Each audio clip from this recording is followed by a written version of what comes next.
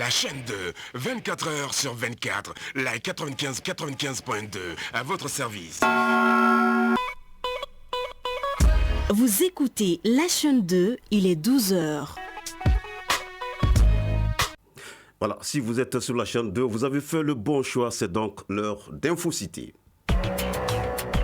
Infocité, le journal de l'info de proximité sur la 95.2. Présentation Agibou Koulibaly.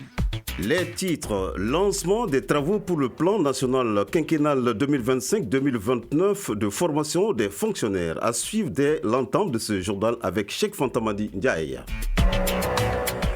Défi des infrastructures routières en saison de pluie au Mali, on en saura plus avec Aïssa Tassila. Infocité, c'est aussi l'actualité internationale. Voilà pour le sommaire, tout de suite le développement. Et tout d'abord, sachez qu'à Koulouba, le président de la transition, colonel Assimi Goïta, a reçu en audience l'envoyé spécial du président de la République du Libéria. Il était porteur d'un message de dialogue par rapport au retrait des États de l'AES de la CEDEAO. Au cours de cette audience, le président de la transition, non moins président en exercice de la Confédération de l'Alliance des États du Sahel, a fait le point de la situation et les raisons qui ont poussé les trois pays à se retirer de la CEDEAO. L'émissaire du président Joseph Boakai se dit optimiste pour un dénouement heureux afin que l'AES retourne dans l'organisation sous-régionale qu'est la CEDEAO. Je le disais dans le sommaire, le lancement des travaux d'élaboration du plan national quinquennal 2025-2029 de formation et de perfectionnement des fonctionnaires a eu lieu vendredi dernier ici à Bamako. L'avant-projet de ce document, élaboré par la Direction nationale de la fonction publique et du personnel, vise à contribuer à la bonne planification des actions de formation et à l'amélioration de la gestion des ressources humaines. La cérémonie a été présidée par le ministre du Travail, de la fonction publique et du dialogue social, Cheikh Fantamadi Ndiaye, a suivi pour la chaîne 2. Un plan national quinquennal 2025-2029 de formation et de perfectionnement des fonctionnaires. L'avant-projet du document, élaboré par la Direction nationale de la fonction publique et du personnel, vient d'être présenté au ministre du Travail, de la fonction publique et du dialogue social. Il vise à contribuer à la bonne planification des actions de formation et à l'amélioration de la gestion des ressources humaines, nous dit Ousmane Christian Diarra, le directeur national de la fonction publique et du personnel. Il y a trop de demandes pour peu d'efficacité. Et par rapport au recrutement, vous pouvez aisément constater que sur 13 à 15% des besoins exprimés sont satisfaits, alors que les besoins vont crescendo chaque année. C'est pour cela l'ensemble des gestionnaires des ressources de l'État ont réclamé depuis un certain temps vraiment l'élaboration de ces outils de planification. Le cabinet Bekdi, à qui est confiée l'élaboration du plan, table sur 60 jours pour finaliser. Durant cette période d'élaboration, ils iront à la rencontre des responsables de l'ensemble des structures techniques de l'administration publique. Ceci pour prendre en compte les besoins spécifiques de formation, du nombre de personnel, de la durée ainsi que du coût et des sources de financement. Koniba Suntura, cabinet Begbi. Le département de la fonction publique a voulu se doter un plan de recrutement appuyé par les plus hautes autorités de l'État pour pouvoir permettre au moins au département de planifier sur les 5 prochaines années à venir les besoins en personnel de l'État et permettre au département également de piloter ces recrutements sans aucune pression. Ce plan national quinquennal 2025-2029 de formation et de perfectionnement des fonctionnaires est une volonté du président de la transition. C'est pourquoi le ministre Fassoun Koulibaly, dans son intervention, a insisté sur la disponibilité et l'implication de tous les départements ministériels. Il est désormais interdit de payer les frais de réinscription des élèves dans les écoles publiques comme privées. D'abord mise sur les réseaux, l'information a été confirmée par la mairie de la commune 6 du district de Bamako au cours d'un point de presse. Les acteurs de l'enseignement de la commune 6, à savoir les parents d'élèves, les responsables des écoles privées ainsi que l'académie, ont tous salué cette initiative. Aïssata Traoré nous en dit plus dans ce reportage. Chaque année, les parents étaient obligés de réinscrire leurs enfants dans la plupart des écoles privées, un fait qui est désormais interdit en commune 6, et c'est là sur une décision de la mairie de la commune 6. Boubacar Keïta, maire de la commune 6. L'année surpassée, nous avions été saisis suite à une manifestation de la population de Sogoniko où il y a une école privée qui a commencé cette réinscription où les parents d'élèves n'ont pas compris, ils ont marché de Sogoniko pour venir à la mairie. Nous avions dit qu'il serait important pour nous de rassembler l'ensemble des acteurs. Nous avions été informés par l'administration scolaire que ce n'est pas légal puisqu'il n'y a aucun texte qui supporte ça. Il y a des écoles privées ici où les réinscriptions c'est 100 000 francs chaque année.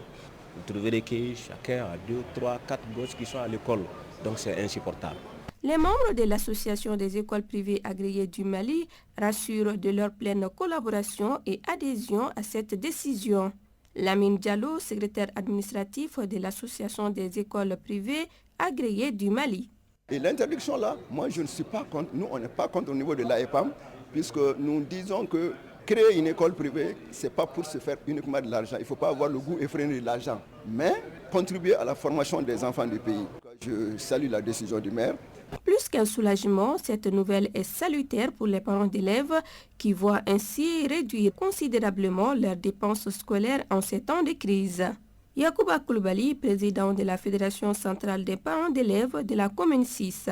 C'est une décision courageuse, salvatrice. Le maire, c'est le représentant de la communauté de la commune 6. Et là, c'est la communauté qui a élu le maire. Si le maire parle, c'est comme la communauté a parlé. Vraiment, nous ne pouvons qu'appuyer ces données et le protéger, en même temps le féliciter. C'est donc connu, la réinscription des enfants dans les écoles privées en commune 6 est désormais interdite. La mairie de la dite commune va mettre tous les moyens pour le respect de cette décision. Oui, quelle bonne information. À 12h passées de 6 minutes, nous recevons Balkissa Kamaté pour la page internationale de cette édition. À présent, le tour d'horizon de l'actualité internationale. Et bonjour Balkissa Kamaté. Bonjour Agibou. Et tout d'abord, en Mauritanie, le président Ghazouani a nommé son premier ministre. Oui, Agibou, dans la soirée du 2 août, le président mauritanien Mohamed Ould Cheikh El Ghazouani a prêté serment le 1er août pour un second mandat après sa victoire à la présidentielle de juin, a nommé au poste de premier ministre Mokhtar Ould Ndiaye selon un décret présidentiel. Une délégation tchadienne prend part au Conseil des ministres de l'eau et l'assainissement pour l'Afrique. Le Tchad a été représenté à ce grand rendez-vous par Abdoul Ramadan Kaboul et Souleymane Béchir, respectivement secrétaire général adjoint du ministère de l'eau et de l'énergie. Durant 2 jours, les experts se sont penchés sur les principales questions liées au dysfonctionnement du système de gestion de cette agence et des propositions, des pistes de solutions, des recommandations et décisions à soumettre au Conseil des ministres des pays du membre. Et manifestation au Nigeria, la police pourrait demander l'aide de l'armée. Effectivement, la police nigérienne est en état d'alerte rouge après que des manifestations contre le coût de la vie et les problèmes de gouvernance ont démesuré la violence dans certaines villes. L'inspecteur général de la police, Kayodo Egeboudou, a déclaré ce vendredi qu'il pourrait demander l'aide à l'armée. Amnesty International a affirmé qu'au moins 13 manifestants au total avaient été tués dans 3 États du Nord. Selon les autorités, 4 personnes ont été tuées par une bombe et des centaines ont été arrêtées lors des manifestations. Et enfin, en Tunisie, les partis d'opposition dénoncent des restrictions et des intimidations. Oui, les partis d'opposition dénoncent des restrictions arbitraires permettant d'assurer la réélection du président Kais Saied, alors qu'il ne reste plus que quelques jours avant la fin de cette opposition. Dénonçant restrictions, Kais Saied ne souhaite plus que les 11 responsabilités n'ont pas encore obtenu le document certifiant qu'elles n'ont pas de casier judiciaire. Il s'agit de nouvelles conditions essentielles pour s'inscrire au scrutin. Face au retard de cet octroi de ce document, la commission électorale a déclaré jeudi que le ministère de l'Intérieur avait contacté les concernés pour fournir une pièce manquante. Merci beaucoup Balkissa Kamaté pour toutes ces informations. Merci. Retour ici au Mali. Dans l'entretien de la 2, nous recevons le procureur du pôle national de lutte contre la cybercriminalité au Mali pour parler de lutte contre ce fléau du 21e siècle. Nous vous proposons ici un extrait de cet entretien avec Adama Koulibaly. Il est interrogé par Cheikh Omar Kambara. En réalité, il n'y a pas un seul mode de saisie du procureur. Le procureur du pôle de lutte contre la cybercriminalité peut être saisi sur la base d'une plainte. Ça veut dire que quelqu'un qui a été victime d'une infraction commise sur le cyberespace peut venir porter plainte devant le procureur. Mais également, il peut y avoir des dénonciations quelqu'un qui assiste ou qui va observer en tout cas une violation de la loi sur le cyberespace peut dénoncer ces faits-là. Mais il y a aussi la possibilité, et c'est peut-être ce qu'il faut que les gens comprennent, que le procureur du pôle de lutte contre la cybercriminalité peut s'autosaisir de tout ce qu'il voit lui-même ou de tout ce que ces unités d'enquête peuvent voir comme infraction sur le cyberespace. Il n'a pas besoin forcément de dénonciation, il n'a pas besoin de plainte forcément pour lui-même enclencher des poursuites contre éventuellement ceux qui contreviendraient à la législation en la matière. Et donc pour dire que nous sommes à nos débuts, l'Internet et tout ça sont des choses neuves chez nous et le pôle aussi est à ses débuts et nous espérons que dans les années à venir, tout ça va encore prendre de l'ampleur, mais en tout cas, pour l'intérêt, j'allais dire, des internautes, pour l'intérêt des utilisateurs de ces réseaux-là et pour l'intérêt du Mali de manière globale. À suivre tout à l'heure l'intégralité de cet entretien à partir de 12h30 sur la chaîne 2, une réalisation de Cheikh Omar Kambara et c'est une rediffusion. La journée panafricaine des femmes se fête à Kati. À cette occasion, l'association des femmes conseillères de la commune rurale de la rive gauche de Kati a initié une journée de sensibilisation et de salubrité dans certains services publics du cercle de Kati. Une journée suivie par notre reporter Aïssata Dit Kumba Kane. Mobilisation des grands jours à Moribabougou. Ces femmes sont venues de Djalakoroji, Moribabougou, Ngabakorodoa, Safo et de Sangaribougou pour célébrer la journée panafricaine des femmes. Au programme, une conférence débat sur l'historique du 31 juillet afin de permettre aux femmes de connaître le sens de la dite journée et une journée de salubrité qui a concerné certains services publics de Moribabougou. Madame Ouattara Salimata Keita, présidente des femmes. Nous avons profité de cette journée pour assainir notre environnement. Après l'assainissement, nous avons remercié nos bienfaiteurs, ceux-là qui nous ont aidés, qui aident, qui œuvrent pour l'action des femmes, qui sont là toujours pour les femmes. Nous sommes venus pour manifester, nous avons assaini notre environnement, nous avons nettoyé les locaux de la police, de la mairie ici, ensuite du sapeur-pompier. Si les lieux sont assainis, il y a bon à vivre. Si les lieux sont assainis, vraiment il y a moins de maladies. Pour ces activités commémoratives, les femmes conseillères des communes rurales de la rive gauche de Kati ont bénéficié des soutiens des autorités de la localité. Suleiman Damele, membre du CNT. Le 31 juillet, la journée panafricaine des femmes est une journée qui nous interpelle tous, surtout dans la logique des Malicroix. Et il ne saurait avoir un Malicroix, une nouvelle vision sans ces femmes. On ne saurait atteindre la souveraineté sans les femmes. Au cours de la cérémonie, une minute de silence a été observée aux femmes tombées sur le champ de l'honneur. Des tableaux et attestations ont aussi été remis au président de la transition, le colonel Assimi Goïta et d'autres personnalités. Oui, quelle belle initiative des femmes de Kati. Un autre titre de ce journal. L'hivernage au Mali, caractérisé par des pluies torrentielles et des inondations, apporte son lot de défis pour les infrastructures routières. Parmi ceux-ci, les nids de poules se révèlent être un problème majeur, entraînant une augmentation des accidents de la route et la dégradation des véhicules. Notre reporter Aïssata Sila met en lumière les défis posés par les nids de poules, surtout accentués pendant cette saison des pluies. Suivons son reportage. Sur les routes de nos villes, une menace silencieuse rôde sous les roues de nos engins. Les nids de poules. Ces cavités invisibles à première vue sont responsables de nombreux accidents. La détérioration des engins est également une autre conséquence significative de ces trous qui fissurent la quasi-totalité de nos chaussées. Les réparations coûteuses qui en découlent ajoutent un fardeau financier pour les propriétaires d'engins. Abdoulaye Sissé, citoyen. Même ce matin, j'ai heurté un nid de poule. Ces trous ne se contentent pas d'endommager les pneus. Ils peuvent aussi causer des dégâts importants aux suspensions, aux amortisseurs et au châssis du véhicule, entraînant des réparations coûteuses et réduisant la durée de vie des voitures. C'est pourquoi j'en appelle au sens civique de tous les citoyens à veiller et à prendre soin de ces routes. Aliou Foufana, conducteur de mototaxi. Chaque jour, je dois zigzaguer pour éviter les nids de poules. Malgré cela, j'ai dû remplacer mes amortisseurs plusieurs fois. Les nids de poules posent un grave danger sur la sécurité des conducteurs. Les accidents dus à ces trous dans la chaussée sont fréquents, surtout lorsque les automobilistes tentent de les éviter brusquement. Cheikh Oumar Sango, agent de la mairie. J'ai eu un accident il n'y a même pas une semaine. Je revenais du marché lorsqu'un conducteur de moto-taxi a heurté un gros nid de poule caché sous une flaque d'eau. Je n'ai pas pu l'éviter à temps. La roue avant de ma moto s'est enfoncée, me projetant violemment au sol. Je me suis retrouvé avec des blessures au niveau de mon pied et de mes bras.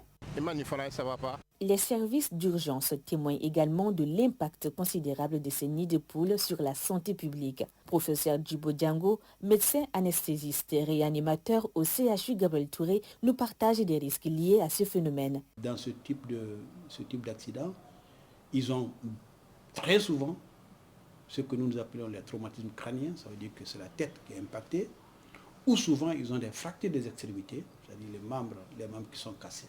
Dès lors qu'on décide de se déplacer sur un engin à deux roues, pour se protéger, il faut utiliser un casque. Face à la prolifération des nids de poules et les risques qui en découlent, certains citoyens prennent les choses en main pour protéger leur communauté en essayant de minimiser les dégâts causés par les routes endommagées. El Abbas Traoré, président de l'association des jeunes de Bozola. Avec quelques jeunes du quartier, nous avons tenté de remblayer les nids de poules devant nos maisons ainsi que sur les goudrons avec des pierres et du sable. Nous savons que ce n'est pas une solution permanente, mais cela aide à réduire les accidents.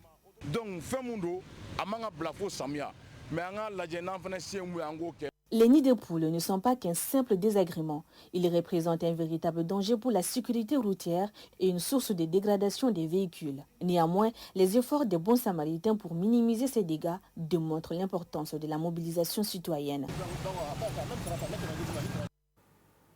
Voilà, à 12h passées de 17 minutes au stade omnisport Salif Keita de Kati, nous ouvrons la page des sports.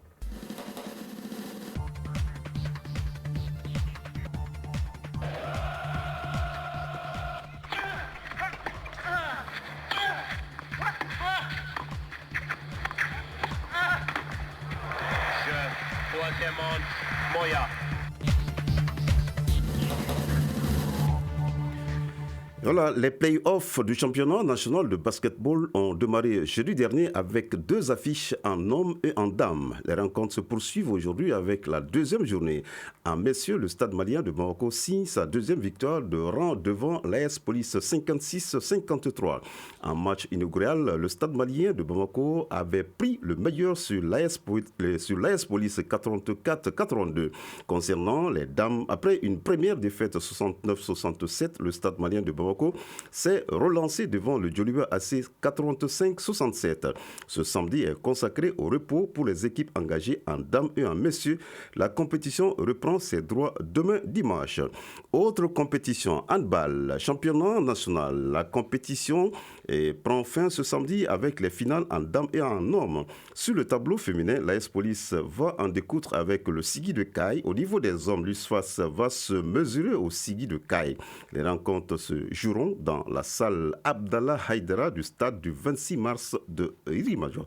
À présent, la météo avant de boucler cette édition.